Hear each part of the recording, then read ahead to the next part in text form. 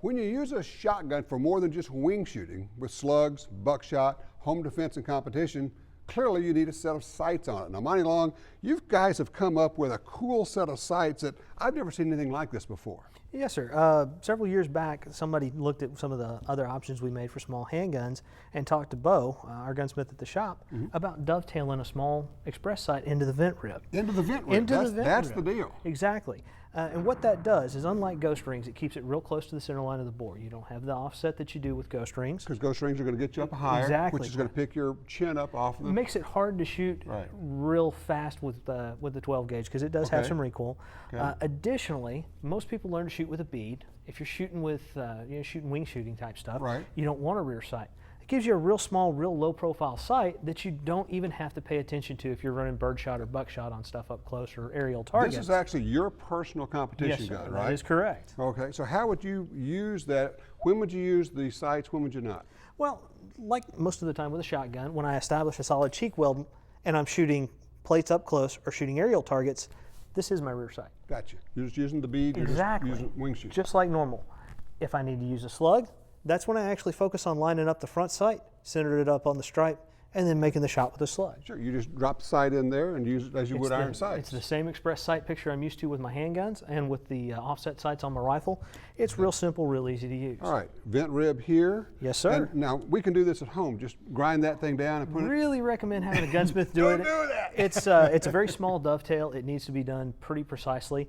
Okay. Most competent gunsmiths can do it. We do offer installation services at the shop. Okay. It's not a hard upgrade for us or for your local gunsmith if he's got a machine and a little bit of time to give us a call and ask some questions. Now this is pretty neat. This is just simply a replacement barrel for a Remington 870. Yes, sir. That's what Remington calls low profile sights. Okay. Basically, they've got an 18-inch barrel where they have soldered on bases that allows you to use express sights. Same concept. If you're not using the shotgun as a dedicated slug gun, you don't really need a ghost ring sight. It's there again. You're higher up off the bore. You're not going to be as quick to use the shotgun in close. And this is adjustable for windage here? Yes, sir. Rear sight is adjustable for windage. Different front sights and different rear sights are available to take up for elevation. Sounds good. From excess sights, a lot of ways to put some iron sights on your shotgun. We've talked before on this show about the need for sights on a self-defense shotgun.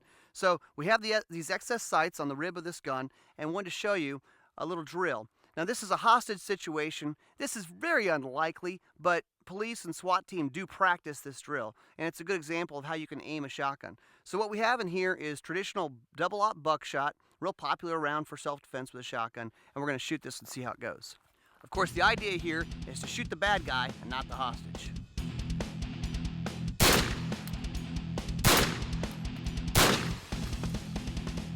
Now, let's do this with birdshot because although some people will say, a lot of people may say, it's not a good round for self-defense, a lot of people do load this in their home defense guns. So we move over to this target. This is a little bit smaller target. I want to show you that you can still do this even with birdshot.